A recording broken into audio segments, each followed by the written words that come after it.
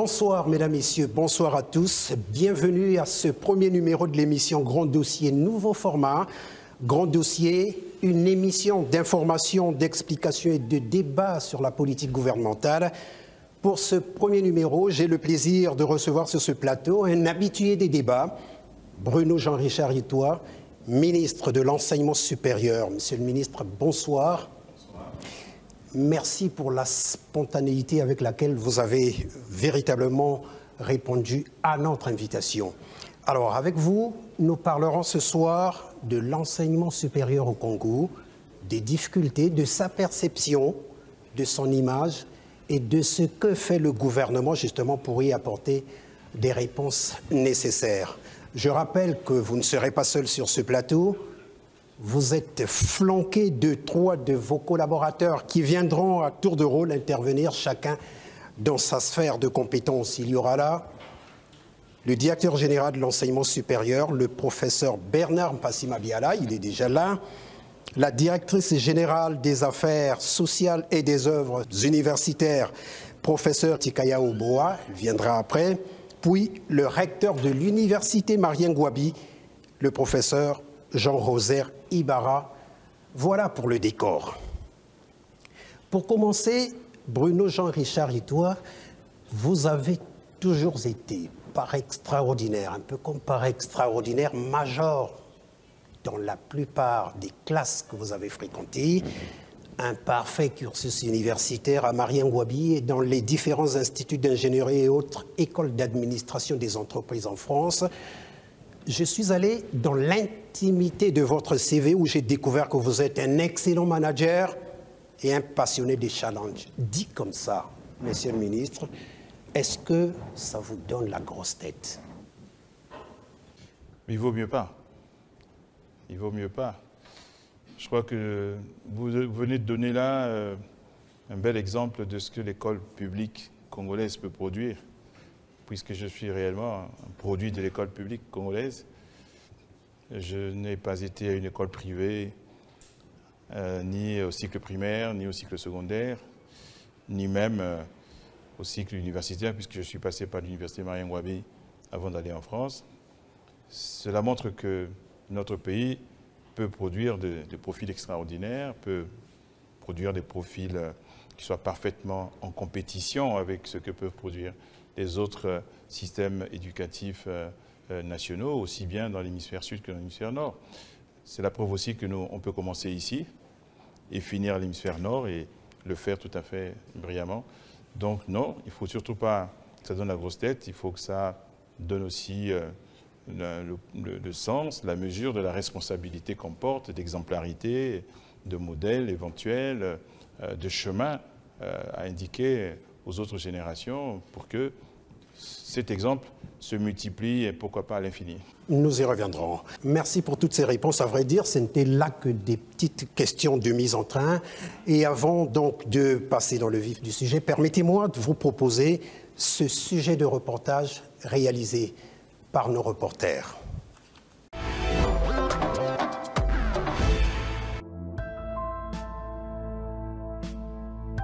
L'université Marien Ngouabi, plus grande université de la République du Congo, compte en son sein 11 établissements. Emprise par les universités privées, l'université Marien Ngouabi, avec l'appui du gouvernement, ne reste pas en marge de la modernisation. Récemment, elle a été dotée de nouvelles infrastructures telles que la grande bibliothèque universitaire, le nouveau bâtiment du rectorat et les 2 amphis de 1600 places chacun. Construits selon les règles de l'art, ces 2 amphis permettent aux étudiants d'apprendre dans de bonnes conditions. Avec le système LMD, qui signifie licence, master, doctorat, instauré depuis plus de 10 ans, les apprenants de l'université Marien Ngouabi peuvent s'affirmer au niveau continental et international. Mais seulement voilà, l'application de ce système à la lettre pose problème dans toutes les facultés. Le cas de la faculté de droit où le respect du calendrier académique demeure un vrai problème. Dans leur SOS, les étudiants réclament une amélioration des conditions de travail et de la préservation des acquis. Le respect du calendrier académique permettra à l'étudiant de mieux se préparer pour affronter les sessions. Hormis ça, l'amélioration aussi des conditions d'études. Un autre problème qui mine l'université Marien Ngouabi est celui des campus qui sont dans un état de délabrement assez avancé. En somme, une actualisation du système s'impose à l'université Marien Ngouabi qui la placera au niveau 2.0.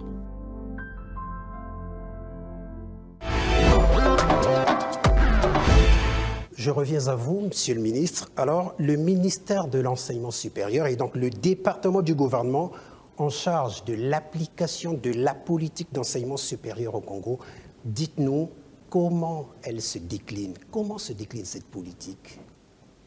Écoutez, il y a deux choses qui constituent les fondements aujourd'hui de la volonté nationale dans le domaine de l'éducation. Le premier élément qui constitue le support de notre volonté, c'est le projet de société du président de la République, la marche vers le développement, dont la trame principale, quand on le lit attentivement, est la formation et l'enseignement. Elle paraît presque partout, à travers tous les autres éléments qui sont évoqués, économiques, sociaux. On voit bien que la trame, le fil d'Ariane du projet du président concerne le capital humain, les ressources humaines, la formation et l'enseignement. Et on y trouve tout ce qu'il faut, et notamment une interpellation très très forte pour deux ou trois choses. Bien sûr qu'ils ne sont pas nouvelles, mais là, il y a une interpellation très forte du président. La première, l'adéquation formation-emploi. Il y a là une volonté forte de voir l'éducation préparer les apprenants à devenir les piliers de la société de demain, c'est-à-dire accéder au travail ou créer du travail, bien sûr. La deuxième chose, c'est une interpellation forte pour l'excellence. Et la troisième chose, c'est une interpellation très forte pour l'ouverture internationale avec l'anglais, avec les technologies de l'information et de la communication notamment, auquel le président consacre un chapitre entier. C'est le chapitre 4. Et quand on le lit, il s'appelle « Arrimer le Congo au numérique », aux technologies numériques.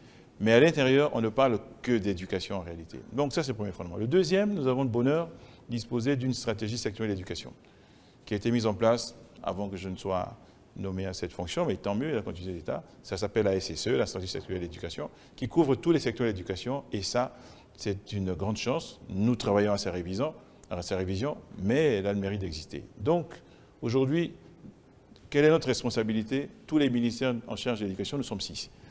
Notre responsabilité, elle est double. Elle est d'une part de permettre aux jeunes, aux apprenants, de pouvoir accéder à un avenir radieux, un avenir dans lequel ils se réalisent, dans lequel ils puissent se réaliser des projets personnels de vie. C'est la première chose. On va pas à l'école pour la beauté du diplôme, on va à l'école pour que, grâce au diplôme, ou même si on n'a pas le diplôme, on puisse avoir un projet de vie dans lequel on se réalise. Mais la deuxième chose, deuxième responsabilité, c'est le système national d'éducation doit fournir à la nation les compétences, l'expertise, les ressources humaines sans lesquelles on ne peut pas se développer. Il faut fournir tout ce dont le pays a besoin, à quelque niveau que ce soit, pour que le pays se développe dans tous les secteurs de la vie. Voilà notre grande double responsabilité. Monsieur le ministre, vous êtes d'avis avec moi que l'enseignement supérieur au Congo souffre de beaucoup de problèmes relatifs à son fonctionnement, à sa perception, à son image. Et puisque l'éducation est sans doute l'un des plus grands chantiers du gouvernement de la République, quelles sont les différentes actions à court, moyen et long terme mises en œuvre pour y remédier? Alors juste, petit rectificatif, pour aller encore plus loin que vous. Non, moi je crois que ce n'est pas l'un des plus grands chantiers, c'est le plus grand chantier. C'est le plus grand chantier, non pas du gouvernement, le plus grand chantier de la nation. Je crois que la nation congolaise, je l'espère, dans sa diversité, doit réaliser aujourd'hui que le plus grand chantier du pays, c'est celui de l'homme et de la femme congolais. C'est celui du capital humain, celui des ressources humaines. Il ne faut pas que ce soit l'affaire du gouvernement seul, ce serait dommage. Je crois que c'est l'affaire du gouvernement en premier, mais c'est l'affaire de la famille, c'est l'affaire de la société civile, c'est l'affaire des églises, c'est l'affaire des partis politiques, c'est l'affaire du secteur privé, grand bénéficiaire de ces compétences, c'est l'affaire du secteur public, évidemment, des administrations. Tout le monde doit se mobiliser autour d'une espèce de pacte national autour de l'éducation. Je crois que c'est à ce niveau-là que se situe le challenge et la clé pour le développement. Alors, une fois qu'on a dit toutes ces grandes choses, qu'est-ce que nous, modestement, en tant qu'enseignement supérieur, nous essayons de faire? Ce que nous essayons de faire, c'est d'offrir désormais sur le plan local et sur le plan externe, d'offrir toutes les réponses aux besoins de formation de la nation, autant que possible. Ce dont la nation a besoin, nous devons pouvoir y répondre. Et quand on ne peut pas répondre ici, sur le terrain national, eh bien nous devons absolument, par le biais des coopérations, des accords, des amitiés, ainsi de suite, devons trouver la réponse. Ce serait un drame que, par exemple, nous ne sachions pas fournir au pays les médecins dont il a besoin. Ce serait un drame que nous ne puissions pas fournir au pays les ingénieurs agronomes ou les techniciens d'agriculture dont le pays a besoin. C'est notre responsabilité. C'est notre responsabilité de le faire à travers un enseignement supérieur de qualité, approprié aux besoins, qui répondent aux standards internationaux et qui se fasse dans des conditions de vie qui soient en adéquation avec l'ère d'aujourd'hui. Voilà. Grosso modo, c'est ce que nous pensons faire. Et comment on décline tout cela? Premièrement, moi je crois beaucoup à la vertu de la stratégie. Je crois que le rôle d'un ministre est d'abord s'assurer que la stratégie est claire, qu'elle est connue et qu'elle est partagée. Je vous ai dit qu'il y a une SSE qui est partagée par tous les ministères de l'enseignement. Il y a une portion réservée à l'enseignement supérieur. Nous travaillons à ces révisions, tous ensemble, tous les ministères, mais aussi avec les partenaires techniques financiers, avec les partenaires internationaux comme l'UNESCO, comme l'AFD, comme la Banque mondiale, comme le Partenariat mondial pour l'éducation. On est tous au chevet de ces stratégies pour qu'il y ait une trame claire. En attendant que ces stratégies soient révisées, dans le cas du PND, nous avons fourni au gouvernement notre vision de l'éducation, vision commune et partagée par les 6 ministres pour les 4 ou 5 années à venir. C'est la première étape de la future stratégie. Nous avons dit ce qui est prioritaire. Et dans ce qui est prioritaire, on est tous d'accord sur une chose. Je crois qu'aujourd'hui, la première des priorités reconnues par tous les ministères en charge de l'éducation, c'est la question des enseignants, la question des formateurs. C'est vraiment aujourd'hui le talon d'Achille auquel nous devons rapidement trouver une réponse. Les choses sont faites au niveau de l'enseignement primaire et secondaire, mais nous avons cette responsabilité à travers l'ENS, l'École normale supérieure, de former les enseignants du secondaire, et collège et lycée, général et technique, peut-être demain, de former aussi ceux du primaire. Et donc nous devons réformer l'ENS pour la mettre au service des besoins en enseignants de qualité qui sont énormes, énormes. C'est vraiment aujourd'hui le plus grand chantier. Le deuxième chantier auquel je crois personnellement, comme étant une priorité, c'est les technologies de l'information et de la communication. Je crois que nous ne pouvons pas imaginer de fournir à la nation un système d'éducation moderne sans le numérique. Je n'y crois pas. Pour moi, c'est totalement illusoire. Le troisième chantier, c'est ce qu'a dit le président dans son projet, c'est l'adéquation formation-emploi.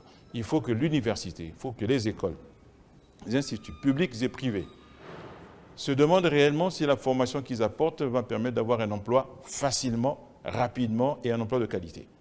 Donc, ça implique de revisiter ce que nous faisons, dans le cadre du LMD notamment, les cursus, les programmes, les filières, ainsi de suite.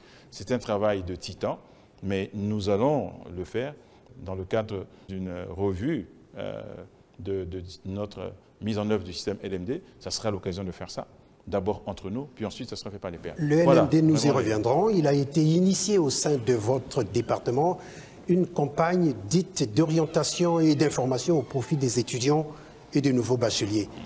À quoi répond-elle? Et quels sont les objectifs poursuivis, sinon les résultats attendus? Vraiment, merci de me poser la question. Parmi les nouveaux grands chantiers que je considère comme étant les piliers sans lesquels nous ne parviendrons pas à atteindre les objectifs assignés à la fois par notre chef de l'État à travers son projet de société, mais aussi à travers la stratégie. Parmi les grands piliers nouveaux aujourd'hui que nous voulons à tout prix ériger de nouveau en priorité, il y en a 2 que je voudrais citer et peut-être ajouter un 3e. Le premier, c'est l'orientation scolaire et professionnelle. Le deuxième, c'est l'insertion professionnelle. Et le 3e que j'ai envie d'ajouter, c'est le suivi académique de nos apprenants. Sans l'orientation, je ne vois pas comment nous pouvons réaliser l'adéquation formation-emploi. L'orientation, c'est le mécanisme par lequel il y a un dialogue entre les professionnels d'orientation, s'il existe, ça s'appelle des conseillers à l'orientation, entre les apprenants et leurs familles, entre le système éducatif, pour trouver la meilleure destination à l'apprenant qui correspond à ses aspirations, mais qui correspond aussi à ce qui convient le mieux à son potentiel, et en même temps s'assurer qu'en le faisant, nous pourvoyons aux besoins de la nation. C'est ça l'orientation. Elle doit commencer le plus tôt possible, le système éducatif.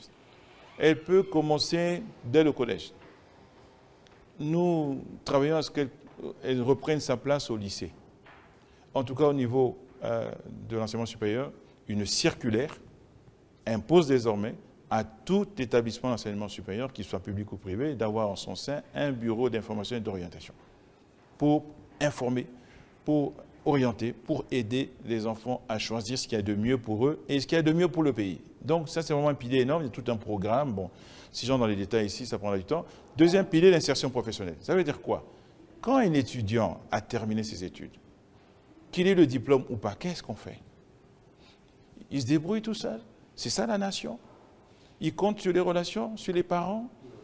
Il compte sur l'entre-genre ou il commence à soudoyer les gens. Non, une nation ne peut pas s'organiser de cette façon. Nous devons à tout prix faire de l'insertion professionnelle également un pilier. Cela doit commencer à l'établissement d'enseignement supérieur. Il doit y avoir des services de placement, notamment pour les stages, mais aussi des services de placement quand on a fini en relation avec les anciens de l'université, de l'école, avec le monde de l'entreprise, de façon à aider ceux qui ont fini, diplômés ou pas, à s'insérer dans la vie professionnelle.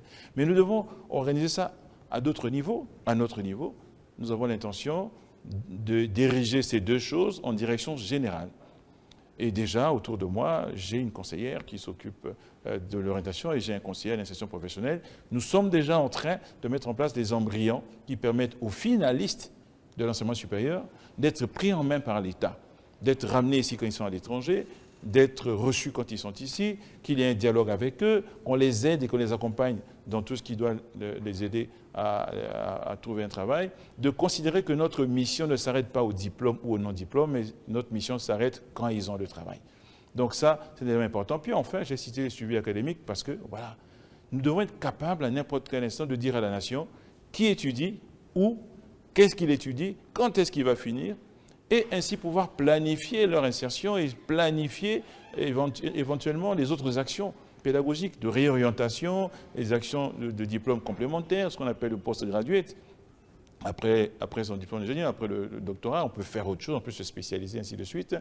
Et ça passe une fois de plus, malheureusement ou heureusement, par le numérique. Et j'espère qu'on pourra offrir ça assez rapidement à la nation. À cette étape de l'émission, donc nous allons faire intervenir Monsieur le directeur général de l'enseignement supérieur, parce que vous avez en charge, côté l'université publique, mais aussi la gestion des établissements privés d'enseignement supérieur.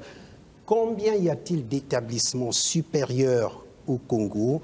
Est-ce que tous ces établissements, Monsieur le directeur général, répondent aux normes? Monsieur le journaliste, nous avons 41 établissements supérieurs d'après notre dernier recensement. 41 établissements d'enseignement supérieur. Privés, bien sûr. Oui. 40 organisations. Et combien sont aux normes? Les 41 sont aux normes, bien sûr. Sinon, ces établissements n'auraient pas eu les autorisations nécessaires. Alors, combien d'établissements bénéficient des agréments définitifs et des agréments provisoires? Nous avons à ce jour une quinzaine d'établissements qui ont reçu l'agrément définitif. Nous avons 3 établissements conventionnés et 18 établissements qui ont obtenu l'agrément provisoire, c'est-à-dire l'autorisation d'ouverture. Monsieur le directeur général, les observateurs les plus critiques parlent d'une sacrée pagaille dans ce secteur-là. C'est quoi la vérité? C'est vous qui le dites, hein? Nous, les animateurs, nous qui entourons le ministre, on ne le dit pas, hein, parce que nous vivons le quotidien. Non. Il faut peut-être revenir à la genèse. Hein. Vous savez, l'enseignement privé, les dates d'après la conférence nationale. Hein. Il faut qu'on se le dise. Et après la conférence nationale, on a ouvert les établissements privés sans base juridique. Donc il fallait créer cet environnement-là. Les textes. Je pense qu'à ce jour, nous avons la législation nécessaire pour pouvoir accompagner ces établissements. Parce qu'entre autres, nous avons cette mission-là, d'accompagner, de contrôler et d'auditer ces établissements privés. C'est la genèse. Ces établissements sont la même enseigne. Pour preuve, Voyez-vous, il y a quelques années, il n'y avait que l'université Marien Ngouabi qui était au CAMES. De nos jours, nous avons un établissement, hein, j'espère que vous avez suivi, le PRED, le programme de reconnaissance des diplômes du CAMES, s'est tenu chez nous. Hein. Et il y a un établissement. Et notre devoir, c'est d'accompagner le plus loin possible tous les établissements, bien sûr, à avoir ce label CAMES, pour étoffer un peu notre offre de formation. Voilà. Merci bien, monsieur le directeur général. Monsieur le ministre, l'université Marien Ngouabi... Non, je vais compléter là-dessus, parce que je pense qu'il y a des messages, et il a dit l'essentiel, monsieur le directeur général, c'est lui qui est en charge de l'application de la réglementation générale, notamment ce qui concerne les établissements privés. Ce sont ces services qui sont en charge le suivi, l'inspection, l'audit et la préparation d'ailleurs de la commission qui délivre les agréments, la fameuse cahier presse. Non, mais je voulais ici passer les messages très clairs. C'est l'occasion. Nous allons lancer auprès de tous les départements de la République et notamment auprès des préfets le recensement de tous ceux qui prétendent agir au niveau de l'enseignement supérieur. Nous allons les recenser tous. Si par hasard, par extraordinaire, il y en a un qui n'a pas l'agrément provisoire, il sera fermé immédiatement. S'il y en a un qui n'est pas connu de nos services, il sera fermé immédiatement. Impitoyable. Ensuite, nous allons recenser tous ceux qui ont l'agrément provisoire. D'après nos livres, il y en a 18. Ces 18, le directeur général a reçu instruction de ma part d'engager un dialogue avec eux. Nous n'allons pas tolérer que l'agrément provisoire dure plus de 3 ans. Parce qu'il y en a qui ont l'agrément provisoire depuis une vingtaine d'années. Si ils ont des difficultés, nous n'allons pas jouer uniquement de la coercition. Nous allons discuter avec eux pour voir comment les amener, les aider à obtenir l'agrément définitif. Mais dans un délai de 3 ans que nous nous sommes fixés, il n'y aura plus d'agrément provisoire sempiternel. L'agrément provisoire devra être là, comme l'indiquent les textes, le temps de l'observation, de la maturité pour obtenir l'agrément définitif, et ça ne devrait pas durer plus de 3 ans. Mais même les établissements qui ont reçu l'agrément définitif, chaque année, ils sont audités. L'agrément définitif n'est pas chèque en blanc, parce qu'il peut être retiré. Si l'audit, l'inspection montre qu'ils ne répondent plus, qu'il y a dégradation, qu'ils ne répondent plus aux normes, eh bien nous avons le pouvoir de retirer l'agrément définitif. Donc voilà, c'est des messages qui doivent être parfaitement clairs, parce qu'il n'est pas question qu'il y ait un enseignement supérieur à 2 vitesses, un de qualité qui serait uniquement public et un privé qui laisserait à désirer. Je signale quand même que nous avons 4 catégories d'établissements. Nous avons des établissements publics, principalement l'université Marien Ngouabi, mais nous avons quelques écoles publiques d'enseignement supérieur, notamment l'Institut du travail social, que nous avons en partage avec le ministère des Affaires sociales. Nous avons le CIRAS, qui est un établissement d'enseignement supérieur public également, et il y en a 2 ou 3 autres sur lesquels nous devons travailler pour leur confirmer ce statut. Mais nous avons aussi des établissements inter-États comme le CIESPAC, et enfin nous avons donc des établissements privés ou conventionnés. C'est important de savoir que la cartographie enseignement supérieur comprend cette diversité-là d'établissements. Je disais tout à l'heure qu'en réalité, l'université Marien Ngouabi, la seule université publique du Congo, du moins pour l'instant, qui connaît des sérieux dysfonctionnements. Quels sont les véritables mots qui minent son fonctionnement que vous avez répertoriés depuis que vous êtes arrivé à la tête de ce département et devant lesquels, justement, le gouvernement y fait face?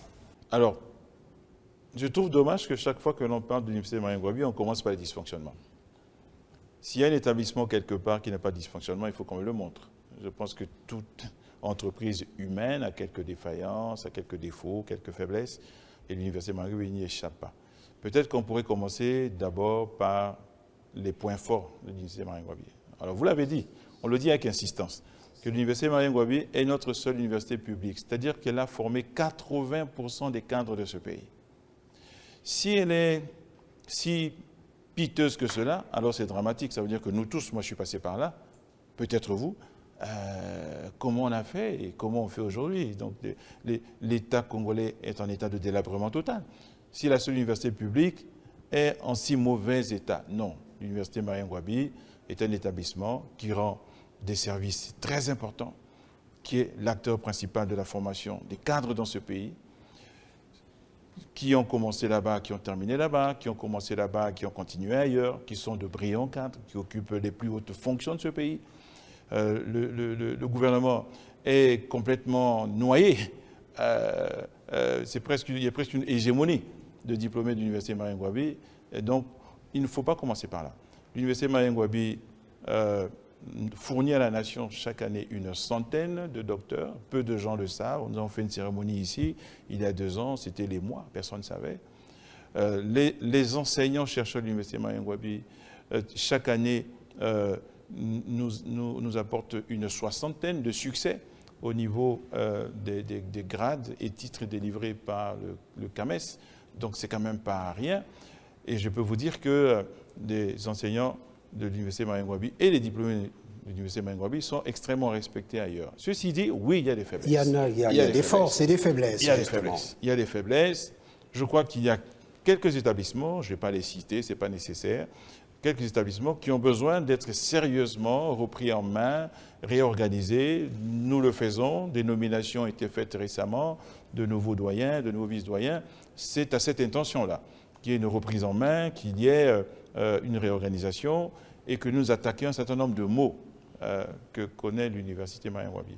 Il est certain aussi que l'université Marien Ngouabi, aujourd'hui, n'a pas encore retrouvé sa pleine capacité scientifique et technologique en termes de laboratoires qui ont été détruits, pas par les étudiants ni par les enseignants, par la bêtise humaine, comme ça qu'on a voulu l'appeler.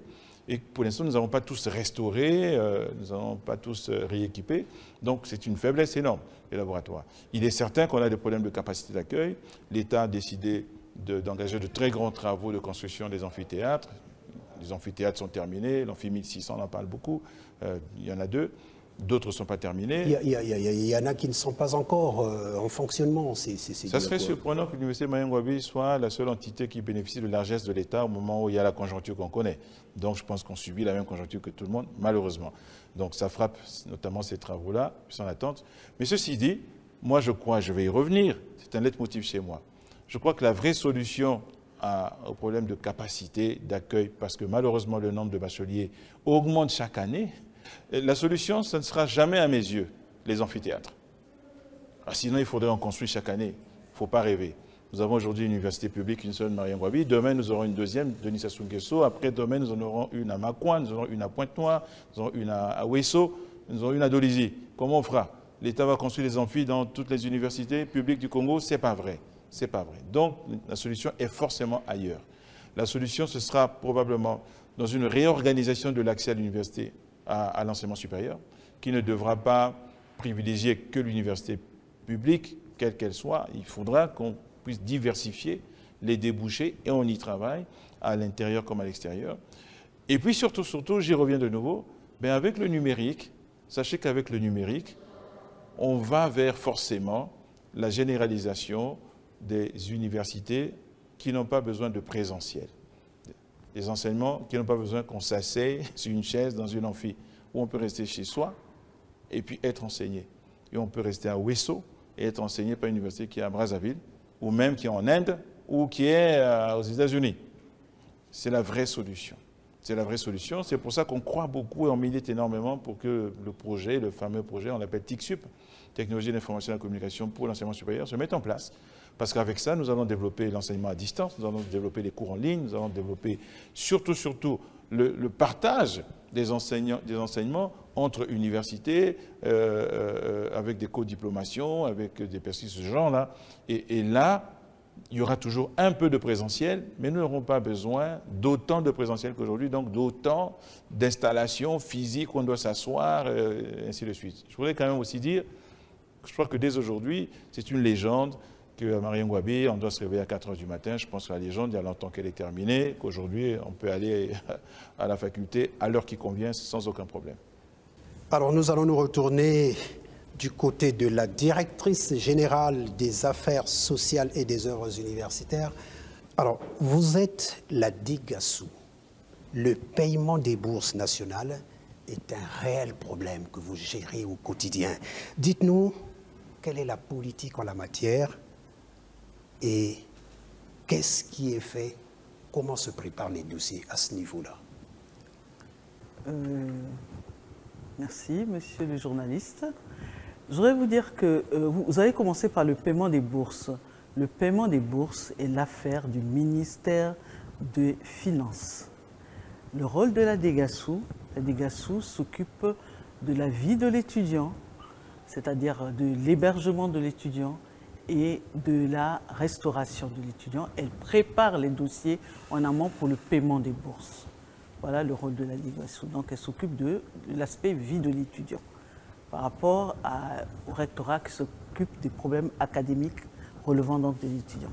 Donc nous préparons les dossiers par rapport au traitement, par rapport au qui précède, si vous voulez, le paiement des bourses, mais nous ne traitons que les dossiers des demandeurs de bourse. Ceux qui demandent une bourse, il y a des critères d'âge, il y a des critères d'âge, des critères de cycle, il y a des exceptions qui sont faites, par exemple actuellement, pour les personnes qui, ça c'est l'innovation donc du ministre Jean-Bruno Richard-Itois, c'est-à-dire que maintenant, quand un étudiant a son bac, du coup, qu'il est à moins de 18 ans, il peut prétendre à la bourse, être éligible pour la bourse, et s'il a la mention très bien, assez bien, il peut être éligible à la bourse. Mais par contre, avant, il fallait d'abord passer en classe supérieure pour l'être. Et actuellement, l'autre innovation aussi, c'est le fait que les personnes vivant avec handicap et les autochtones ont droit aussi à la bourse. Ceux qui vivent avec handicap peuvent avoir la bourse, bénéficier de la bourse jusqu'à l'âge de 23 ans, et ceux qui sont autochtones aussi. Mais les autres, c'est de 18, avant 18 ans jusqu'à 22 ans. Donc il y a des critères d'âge, de nationalité, de cycle, etc. Bon, au fond, à quel type de problème vous êtes finalement confronté? Ben, le problème qui dérange ou bien qui perturbe les étudiants actuellement, c'est le retard dans le paiement des bourses. Sinon, les dossiers sont préparés pour ceux qui demandent la bourse. Les dossiers sont traités et actuellement, nous avons terminé de traiter les dossiers 2018. Il nous reste, bientôt nous allons lancer la campagne 2019. Évidemment, les étudiants sont découragés en se disant, bon, on fait toujours les dossiers, mais on ne nous paye pas. Mais le problème, c'est que, bon, à un moment donné, quand l'État est en mesure de payer, il fait des rappels. Monsieur le ministre, dites-nous, quelle est la situation actuelle des étudiants congolais à Cuba? Nos futurs médecins ont eu un message, en tout cas pas très catholique à l'endroit du gouvernement. Ça grogne et ça menace de quitter le pays. C'est quoi le problème? D'abord, je suis très heureux de vous dire que la situation est en train de se calmer, que, à force de dialoguer avec eux, aussi bien notre ambassade à Cuba que les autorités cubaines, mais également le gouvernement par diverses voies, je crois qu'on est en train de leur faire entendre raison et d'obtenir qu'ils ne soient à la hauteur des ambitions que le pays a placées en eux, en investissant de façon aussi importante dans la formation des médecins à Cuba. Alors, quelle est la situation? La situation, elle est forcément liée au contexte national que nous connaissons et que chaque fois qu'il y a une situation, on fait mine d'ignorer ou de minorer. Nous avons un contexte qui est celui qu'il est, avec une crise économique et financière très dure qui nous a frappés, du fait du retournement des prix du pétrole, dont nous dépendons encore malheureusement de façon trop importante. Nous travaillons à résorber les effets de cette crise et nous travaillons à revenir à l'équilibre. Les discussions sont en cours, tout le monde le sait, notamment avec les institutions de Bretton Woods, le Fonds monétaire principalement, et avec tous les autres partenaires techniques financiers, Banque mondiale, BAD, mais aussi avec les partenaires bilatéraux comme la France notamment. En attendant, pour l'instant, le gouvernement essaye de remplir ses obligations, notamment ses obligations sociales, les salaires que réussissons, je crois, tous les mois aujourd'hui à honorer aussi bien ceux de la fonction publique que ceux des établissements publics qui faisaient assez souvent la une des journaux. On pense au CHU de Brazzaville, on pense à l'université Marien Ngouabi. Il reste encore probablement quelques obligations qui demandent des efforts, et parmi celles-là, il y a les bourses. Donc ils ont un réel problème de bourse. Ils vous exigent combien de mois? Alors je vais laisser les questions de comptabilité, où on en parlera peut-être un petit peu. Mais je crois que ce qu'il faut savoir, c'est que globalement, oui, nous n'avons pas honte de reconnaître que la crise a eu un effet désastreux sur le paiement des bourses, de toutes les bourses, pas spécialement celle de Cuba, de toutes les bourses. Et sur toutes les bourses, nous sommes en retard de nos obligations. Cela varie selon les pays. Pourquoi? Parce que chaque fois que le ministère des Finances dispose de quelques ressources financières, plutôt que d'attendre que nous soyons capables de payer des bourses sur l'ensemble des pays où nous avons des boursiers, eh bien, on essaye d'honorer nos obligations vis-à-vis de ceux qui semblent être le plus en difficulté. Donc il n'y a pas longtemps, je crois que vous l'avez suivi, le ministère des Finances a pu payer des bourses pour l'Europe occidentale et l'Europe de l'Est. Il y a encore moins longtemps, le ministère des Finances vient de faire un effort pour l'Afrique de l'Ouest, c'est très très récent. Mais avant l'Europe de l'Ouest et de l'Est, et avant l'Afrique occidentale récemment, nous avions déjà fait un geste pour Cuba, qui du point de vue des arriérés était en avance sur les autres. Donc nous venons de décider de payer 2 trimestres de plus aux étudiants boursiers à Cuba. Ils seront encore plus en avance sur les autres. C'est ce qu'il faut savoir. Nous espérons qu'un effort supplémentaire sera fait. Donc ça va creuser encore l'écart avec les autres, mais on va essayer d'y remédier assez rapidement, parce que sinon, c'est de chez les autres que nous allons entendre le prochain bruit. Nous avons été surpris par la réaction de nos étudiants. Nous avons été surpris par les propos de nos étudiants. À Cuba, ils ne reçoivent pas seulement de la formation scientifique et médicale. À Cuba, ils reçoivent de la formation politique au sens le plus noble du terme, formation à une certaine conscience politique, formation à des valeurs. Nous les avons visités. J'ai eu le plaisir et l'honneur d'accompagner le Premier ministre. Nous avons parlé avec eux. Du Premier ministre, on était très surpris parce que nous avions considéré comme de la maturité patriotique, citoyenne et politique. Et donc aujourd'hui, les propos, les actes qui sont posés, avec des menaces presque physiques de violence sur notre ambassade, ce que à Cuba on n'a jamais vu ni toléré, avec la menace de rentrée, avec des images de valises déjà préparées. Tout cela nous a surpris. S'agissant, dans certains cas, d'étudiants qui sont déjà en 5e année, qui sont donc programmés pour l'année prochaine finir leurs études et devenir des médecins. Si les futurs médecins ont ce genre de conscience patriotique, citoyenne et politique, alors on peut être inquiet. On peut être inquiet. Donc, nous allons poursuivre le dialogue. Nous allons essayer de les ramener à plus de calme, quels que soient les dysfonctionnements qui peuvent encore arriver. On va essayer de résorber, mais pas garanti que ce sera fait demain matin. On a entendu des exigences extrêmes, que si on ne payait pas tous les arriérés rentrés, je crois que s'ils rentrent, ils seront les premiers perdants. Nous aussi, en tant qu'État, mais ils seront les premiers perdants. Donc je crois que tout ça est en train de se calmer et que assez rapidement, une fois les paiements effectués progressivement, ils pourront non seulement finir leurs études, mais surtout revenir ici. Ils sont attendus. Nous avons un vaste programme du président de construction des hôpitaux. Nous avons un grand programme national de développement sanitaire. Nous avons un redéploiement de la santé au niveau national, avec notamment l'opérationnalisation des districts par ma collègue ministre de la Santé et de la Population. Nous avons besoin de médecins, de bons médecins. Ils sont plus de 2000 là-bas.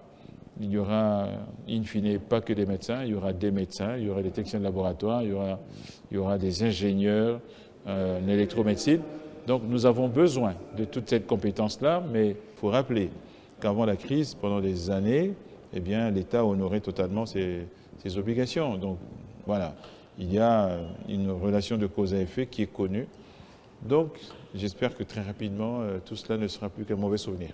Madame la directrice générale, vous avez en charge les œuvres, les affaires sociales. Oui. Pourquoi le campus de l'université, les campus de l'université peinent à être réhabilités? Mais question cruciale. Hein? Le problème, non, ce n'est pas une question cruciale, je vais vous expliquer. Vous savez, moi j'ai fait des études à l'étranger, j'ai voyagé aussi par le monde et je fais partie d'une association des œuvres des Crous africains. Et dans les autres pays, les étudiants qui vivent en résidence universitaire occupent la résidence universitaire pendant 10 mois sur 12. C'est-à-dire qu'il y a 2 mois de flottement où le campus peut être réhabilité, les résidences peuvent être, les chambres réhabilitées et affectées. Vous ne pouvez pas occuper pendant que vous êtes étudiant une chambre du début de vos études jusqu'à la fin de vos études, ce n'est pas possible. Aujourd'hui, vous occupez pendant la première année une chambre, par exemple, à la cité universitaire de Bayardel.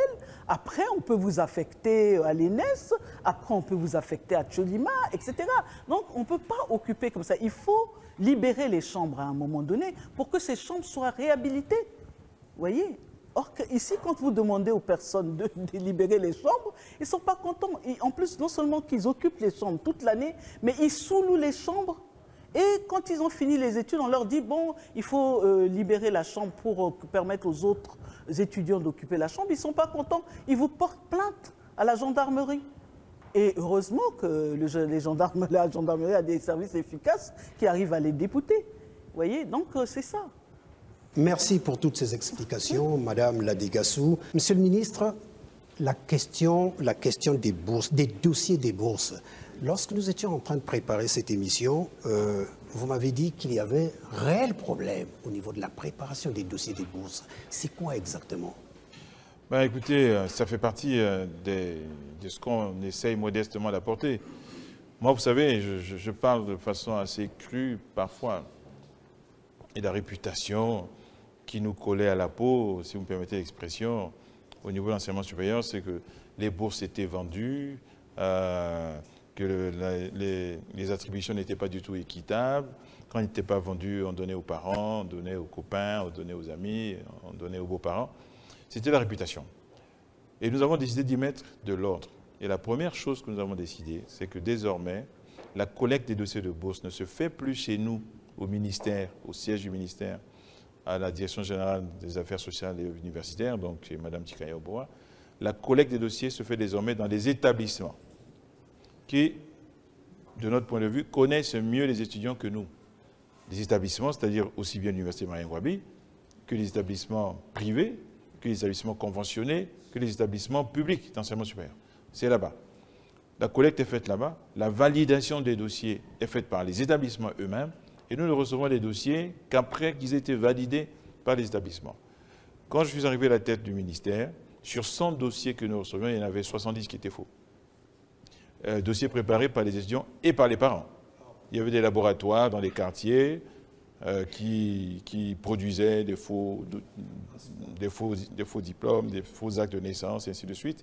Donc on a vu se réduire non seulement le nombre de demandes de bourse, et on a compris que c'est tous les faussaires qui étaient en difficulté, mais on a vu surtout se réduire drastiquement le nombre de faux dossiers. C'est la première chose.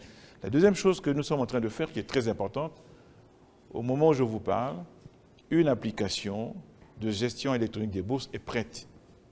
Elle attend la validation par moi, puis par le ministre des Finances, puisque c'est un dossier conjoint, ministère des Finances et ministère de l'Enseignement supérieur.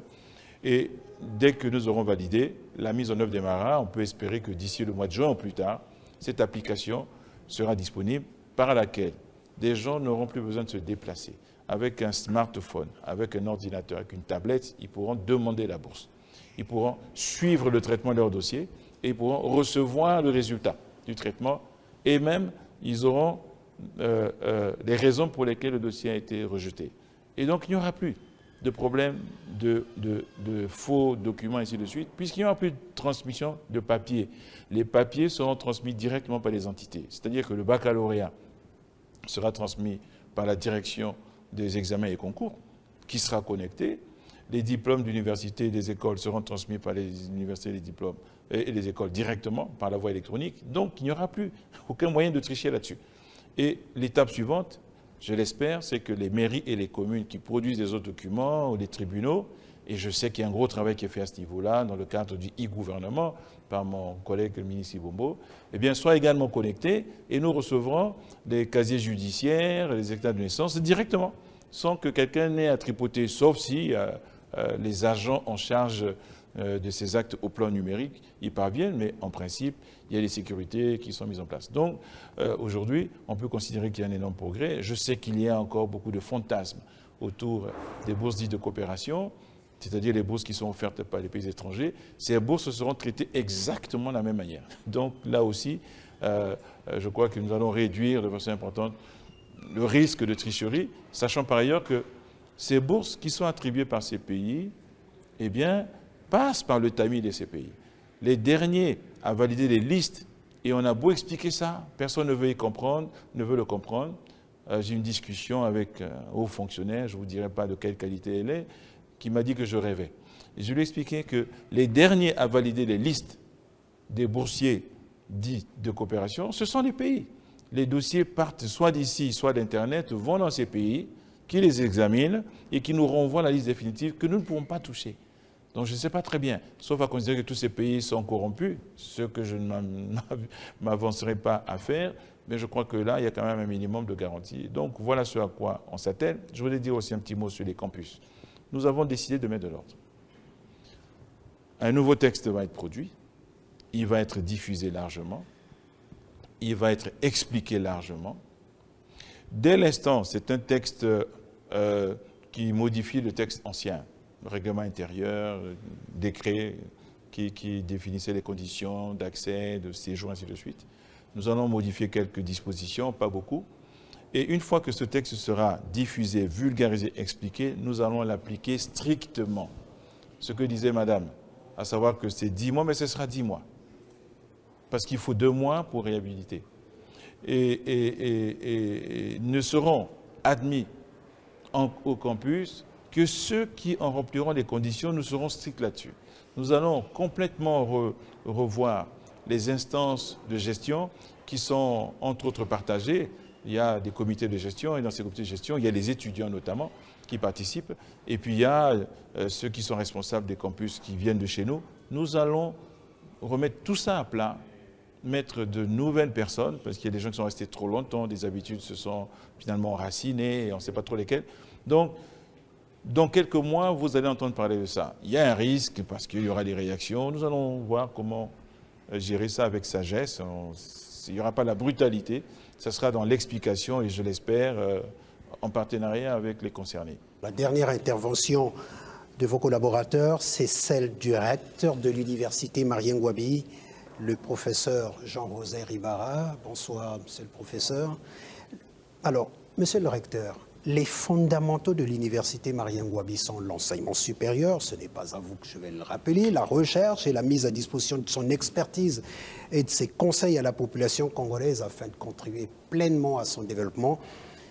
Alors, le comité de direction de l'université Marien Ngouabi a adopté en juillet dernier un plan stratégique de développement 2018-2022 où tout est presque prioritaire.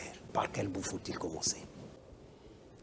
Merci, monsieur le journaliste. Tout est prioritaire, oui, mais il y a une hiérarchisation des priorités aussi. Parce que le plan stratégique... Comment s'exécute-t-il? Comment s'exécute-t-il? C'est l'art de combiner les activités pour atteindre un objectif. Et l'université s'est tournée résolument vers la transformation de sa substance même en une université de développement au service de la communauté pour son émergence. Il y a 10 axes prioritaires que nous avons recensés.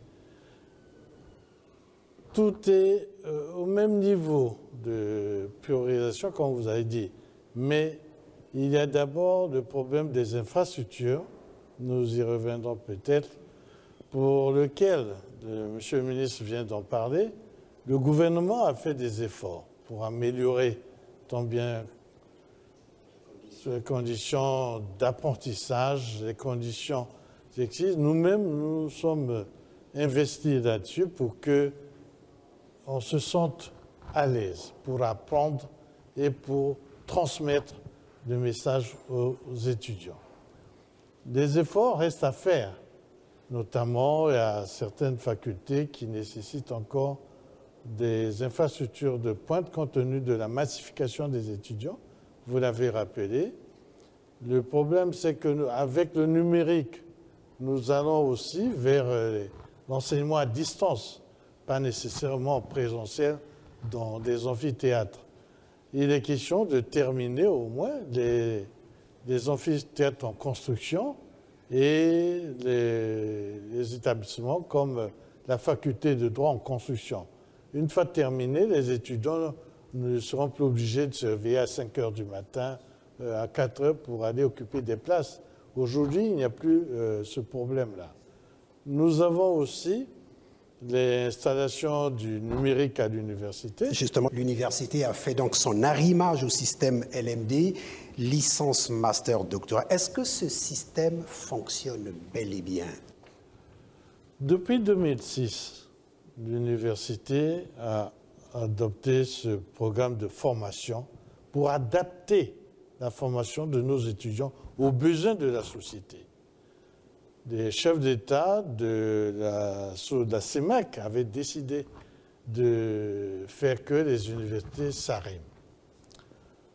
C'est une architecture pédagogique qu'il faut appliquer et l'université aujourd'hui s'attelle à appliquer, tant bien que mal, petit à petit, en tenant compte de notre environnement, en tenant compte des besoins aussi, nous allons y arriver. Nous avons commencé à faire l'évaluation de son applicabilité à l'université, une évaluation d'abord interne, et nous ferons appel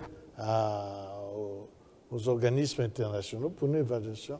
Justement, parmi les exigences de ce système, le système LMD, il y a notamment l'Internet qui serait encore inaccessible aux étudiants et aux enseignants.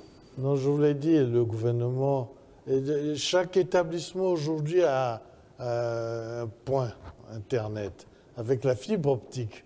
Sa mise en œuvre va être déclenchée dans les prochains jours par une inauguration officielle, je pense que par le Premier ministre ou le chef d'État lui-même. Et à ce moment, le problème, c'est aussi l'utilisation, oui, mais la note. Il faut la facture. Il faut payer. Donc, on est en train de voir tous ces aspects-là pour faire démarrer l'Internet. Monsieur le recteur, s'agit-il d'un problème de gouvernance? En effet, il a été fait état des récentes malversations financières au rectorat. Au moment où le gouvernement s'acharne à lutter contre les antivaleurs, une enquête aurait été ouverte. C'est quoi la situation réelle? Merci, monsieur le journaliste. Il faut distinguer deux choses. Ce qui est dit dans les réseaux sociaux, ça, je ne m'y connais pas. Je vous parle du vécu. Il y a l'entrée à l'université se fait pour certains établissements, 7 en principe, sur concours. Pour passer ce concours, il y a un dossier à constituer. L'un des éléments constitués de ce dossier, c'est passer une visite médicale pour montrer des aptitudes à entrer à l'université physiquement, mentalement, au point de vue santé. Et on demande, pour l'établissement du certificat médical à la suite de ces visites, on demande à l'étudiant de payer 4 500 francs CFA. Le paiement est versé à l'agence comptable de l'université Marien Ngouabi. À la fin de la campagne, qui dure 2 mois, 3 mois, à la fin de la campagne, cet argent est, suivant un protocole donné, réparti entre la DEGASSou et l'université Marien Ngouabi. Il est gardé par une caissière principale.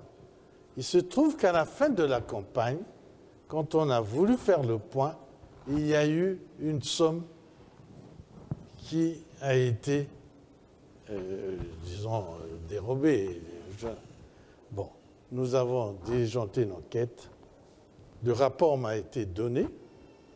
À l'université, il y a des structures. Je ne vais pas vous donner le résultat de l'enquête ici. Nous avons un conseil de discipline qui va siéger dans les prochains jours et vous serez au courant.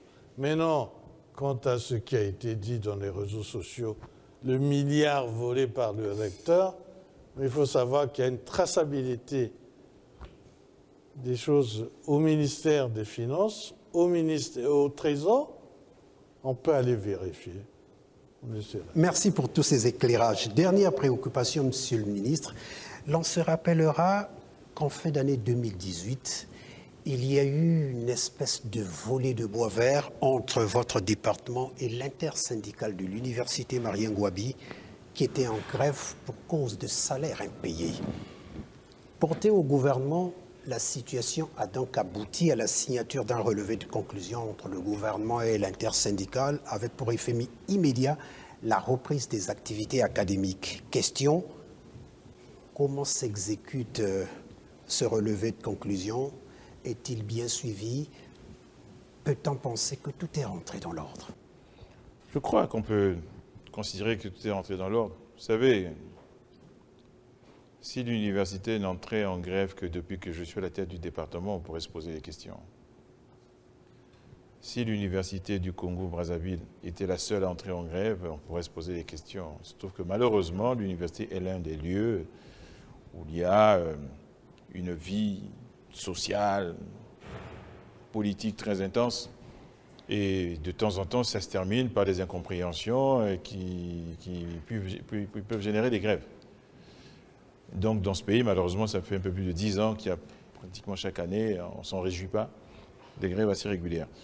Les causes sont connues, sont toujours un peu les mêmes, c'est les retards de paiement des salaires, c'est les retards de paiement d'un certain nombre d'éléments de rémunération. Pourquoi? Parce que malheureusement, depuis quelques années, le pays est en difficulté. Donc ce qui se faisait assez facilement quand nous étions dans une espèce d'opulence financière où le président lui-même intervenait pour qu'on puisse résorber ce genre de problème, eh bien, se fait de plus en plus difficilement parce que la conjoncture est difficile. Donc nous parlons beaucoup. Je crois que le recteur rencontre de façon très très régulière les partenaires sociaux. Ce sont nos partenaires sociaux. Moi-même, je les rencontre même plus qu'il ne le faudrait, parce que je rappelle quand même que leur interlocuteur, ce n'est pas le ministre, c'est le recteur, que moi j'interviens lorsque, à leur niveau, les choses ne peuvent être réglées qu'avec l'intervention du gouvernement, ou lorsqu'ils veulent me rapporter et me rendre compte, ce qui est tout à fait normal. Donc on se rencontre très très régulièrement, dans une ambiance bon enfant, on discute, on prend un verre d'eau ensemble, des cacahuètes, s'il y en a. C'est dans cette ambiance-là qu'on se voit. Bon, il se trouve qu'il y a eu des frictions, à un moment donné, autour de ces arriérés, parce qu'ils ont eu le sentiment que ça ne se résorbait pas. Ils ont un peu durci le ton, c'est parti un peu dans tous les sens. On n'y reviendra pas. On ne reviendra pas. Ce soir. Aujourd'hui, on a un relevé de conclusion. Le gouvernement a été remarquable, a décaissé les sommes qui s'étaient engagées à mettre à disposition de l'université. Ils ont été gérés, je peux dire, de façon très transparente par le recteur, en associant étroitement les partenaires sociaux, donc l'intersyndicale, mon cabinet d'ailleurs, a été associé. Donc tout ce qui a été prévu a été fait sous le contrôle très, je dirais, précieux, pressant de l'intersyndicale. Aujourd'hui, il reste 2 ou 3 autres points. Il y a encore quelques arriérés de salaire pour lesquels nous devons nous mettre d'accord sur des modalités de résorption. Les différentes entités se parlent, c'est-à-dire le cabinet, le rectorat et l'intersyndicale. Nous allons rendre compte de tous nos travaux au Premier ministre, après en avoir discuté avec le ministre des Finances, parce que c'est quand même lui qui détient le cordon de la bourse, c'est pas le ministère le nerf de la guerre. Le nerf de la guerre. Et puis nous en parlerons bien sûr au vice-premier ministre qui est en charge du dialogue social. Et à l'issue de tout cela, nous ferons une proposition au syndicat pour résorber à la fois les arriérés de salaire et les arriérés d'heures supplémentaires, de primes diverses.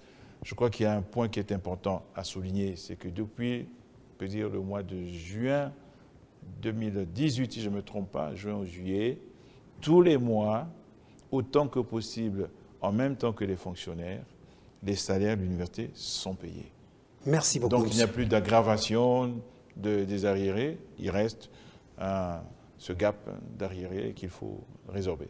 Merci beaucoup, Monsieur le ministre. Je vais me retourner une fois de plus du côté du recteur de l'université Marien Ngouabi. Monsieur le recteur, que faut-il faire pour rendre l'université Marien Ngouabi plus compétitive, pour apaiser les inquiétudes des parents qui, malheureusement, sont beaucoup plus tournés vers les établissements privés d'enseignement supérieur?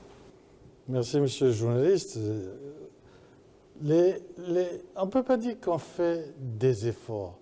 À l'université, c'est tout à fait naturel. C'est le fait de ne pas connaître, de penser que à l'université, on fait mal, on fait bien ailleurs. La compétitivité, vous avez posé la question tout à l'heure, monsieur le ministre, sur l'information dans le cadre de l'orientation des étudiants. Nous avons des offres de formation pour chaque établissement. Et c'est parce que la rentrée a connu des perturbations. Les semaines portes ouvertes de chaque établissement ont été organisées, peut-être pas suffisamment médiatisées, parce que les gens ont des idées arrêtées. Vous savez, à l'université, moi-même, je suis un produit de l'université Marien Ngouabi, lauréat de la 2e promotion.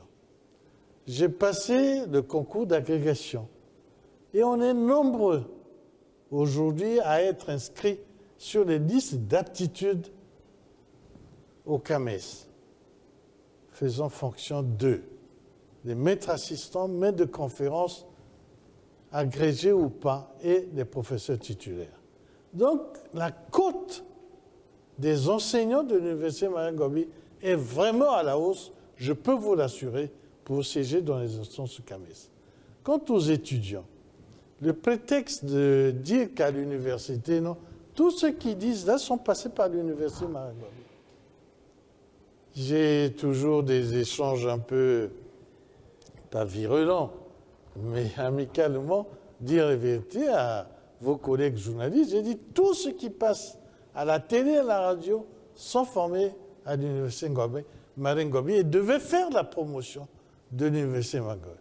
Vous savez, quand vous prenez les publications des enseignants-chercheurs de l'université Marien Ngouabi, c'est de très haute facture dans des revues à impact factor important. Au CAMES, c'est reconnu, puisque localement, nous n'avons pas de revues. Nous nous adressons aux revues extérieures, qu'il s'agisse des revues françaises et surtout anglophones.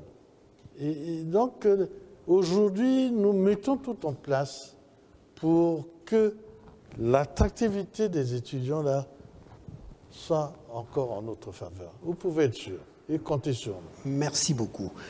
Monsieur le ministre, on ne peut pas vous avoir sur ce plateau en tant que ministre de l'Enseignement supérieur et ne pas dire un mot sur l'université Denis Sassou Nguesso qui compte ouvrir ses portes cette rentrée. C'est vrai, nous avons prévu une émission spéciale sur l'université de Kiteli, mais puisque vous y êtes, vous avez en charge la gestion justement de cette université. Très succinctement, où est-ce que nous en sommes? Comment ça va se passer? Alors, il y a une question que j'attendais, mais on peut traiter les deux en même temps. C'est quand même les perspectives d'avenir. C'est comment nous voyons les prochaines étapes. L'université de Denis Sassou Nguesso s'inscrit dans celle-là. Je vais vous dire très rapidement les défis de l'enseignement supérieur aujourd'hui. Le premier s'appelle l'université de Denis Sassou Nguesso. Université d'excellence, tournée vers la science et la technologie, 10 établissements, d'une nature, dans certains cas, nouvelle, dans d'autres cas, qui correspondent parfaitement à ce qu'il y a à l'université Marien Ngouabi. Donc, on aura là-bas des écoles d'ingénieurs dans des matières qui ne sont pas traitées par Marien Ngouabi en tant qu'école d'ingénieurs. On pense à la mécanique, on pense à l'électricité, à l'hydraulique, aux mines, par exemple, aux technologies de l'information et de la communication, technologies de l'aviation civile. Donc, mais il y aura aussi des facultés, notamment les facultés des sciences et techniques avancées même.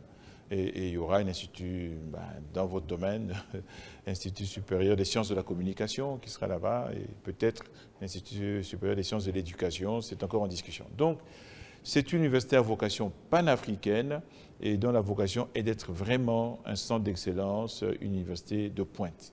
Voilà le projet que le président a. Cette année, nous allons essayer d'organiser une rentrée académique autour de 2, 3, 4 établissements. A priori, on travaille sur 3 établissements, mais on verra. Sur la base du travail du comité de coordination, vous savez qu'on a mis en place un comité de pilotage qui est présidé par M. le Premier ministre lui-même. J'en suis le premier vice-président, puis il y a 2 autres ministres qui en font partie. Et il y a une coordination technique qui est présidée par le professeur Obenga. Donc il viendra expliquer dans les détails comment ils sont en train de préparer cette rentrée académique. C'est eux qui vont nous proposer le format académique auquel correspondra un budget, et on verra si par rapport à ce qui est prévu dans le budget de cet exercice, nous pouvons rentrer dans l'enveloppe, mais en tout cas, la décision est ferme. Mais c'est le premier challenge. Le deuxième challenge, ça va vous étonner, c'est Marien Ngouabi. J'ai dit, il n'est pas question que nous ayons un enseignement supérieur à plusieurs vitesses. Donc, Marien Ngouabi devra se hisser au niveau des exigences envisagées pour Denis Sassou Nguesso. Oui, ça veut dire panafricain, c'était déjà le cas dans le passé, on a un peu perdu, on doit retrouver cela. Centre d'excellence généralisé, il y a des établissements de l'Université de Marien Ngouabi qui sont des centres d'excellence indiscutables. Nous voulons qu'ils deviennent encore plus affirmés en tant que centre d'excellence. Il y a un programme de la Banque mondiale pour accéder à ce statut reconnu par la Banque mondiale, et donc certains établissements de l'Université de Marien Ngouabi, 3 en particulier, je ne vais pas les citer parce qu'on est encore en phase de candidature, sont candidats pour devenir centre d'excellence reconnu par la Banque mondiale. Vous voyez, bon. Mais tous les autres, sur lesquels nous pensons qu'il y a encore des insuffisances, nous devrons travailler pour ça. Peut-être qu'il y aura des transformations de façon importante de quelques établissements, peut-être même des changements de statut. On va y travailler de façon à ce que Marien Ngouabi soit au même niveau d'exigence et de standard que Denis Sassou Nguesso. Ensuite, le troisième challenge, je n'arrêterai pas de le dire, ce sont les technologies, l'information et la communication. Je ne vois pas comment on peut imaginer un enseignement supérieur de qualité sans le numérique. Ça n'est pas possible. Donc, après avoir aujourd'hui installé la fibre optique et amené Internet au niveau de tous les établissements de l'Université Marien Ngouabi, on est juste, comme l'a dit le recteur, dans une question de faisabilité, de mise en œuvre, notamment financière. Qui c'est qui va payer la facture? Techniquement, tout est prêt. Et, nous allons ensuite continuer le programme sur 3 ans à peu près, de façon à ce qu'on soit aux portes de l'université virtuelle, c'est-à-dire où la dématérialisation atteindra le niveau maximal. On a du présentiel, on a des amphithéâtres, on ne va pas les fermer, donc il y aura forcément une cohabitation du présentiel et de l'enseignement à distance. Tant mieux, tant mieux. Mais ce que je dis là pour l'Université Marien Ngouabi en termes numériques, évidemment, devra être vrai pour Denis Sassou Nguesso, mais ça devrait être vrai également pour les établissements privés où, alors, parfois il faut remettre les choses à leur place. On dit Marien Ngouabi, c'est pas terrible, le mieux c'est le privé. Je signale quand même qu'à Marien Ngouabi, il y a 35 000 étudiants et dans les établissements privés, il n'y en a que 16 000. Je rappelle aussi qu'il y a seulement 2 ans que 2 établissements ont eu les agréments définitifs et il y a seulement 1 an que 13 autres les ont eus. Donc imaginez ce qui se passait avant 2 ans. C'est des établissements privés qui n'avaient pas l'agrément définitif. Ça veut tout dire. Donc ceux qui malgré tout préféraient aller là-bas, c'était à leur risque et péril, et je pense que les périls étaient assez importants. Bon. Troisième challenge, le numérique. Le 4e challenge concerne l'excellence. Je considère que, et je vais le dire ainsi, ma responsabilité vis-à-vis de la nation, en tant que ministre d'enseignement supérieur, donc de la dernière étape du système éducatif, c'est de fournir à cette nation l'élite de qualité sans laquelle aucune nation sérieuse ne peut envisager de se développer et de s'inscrire dans l'agenda de l'émergence ou du développement. Je n'y crois pas. Donc nous avons cette responsabilité de fournir à la nation les cadres en général, mais de fournir entre autres à la nation les meilleurs des meilleurs. Et ça, il faut s'en donner les moyens. Le président l'a fait on a posé les prémices, les premiers pas avec les lycées d'excellence, avec les classes renforcées à Pointe-Noire, avec les lycées scientifiques à Brazzaville, ici à Massengo, avec les lycées interdépartementaux, d'où est sorti notamment à Ouesso le major du baccalauréat de l'année dernière. Ces potentiels de haut niveau doivent trouver à l'enseignement supérieur des débouchés de haut niveau. Ils doivent les trouver à Marien Ngouabi, ils doivent les trouver à Denis Sassou Nguesso, ils doivent les trouver dans certains établissements privés, ils doivent les trouver aussi éventuellement à l'extérieur. Nous devons permettre à ces enfants de disposer des chances d'accéder à ce qui se fait de mieux dans le monde. Et ce n'est pas du rêve. Je veux dire, être diplômé de Harvard, il y a plein de pays africains qui ont une flopée de diplômés de Harvard. Être diplômé de l'école polytechnique, il y a plein de pays africains qui ont une flopée de diplômés de l'école polytechnique.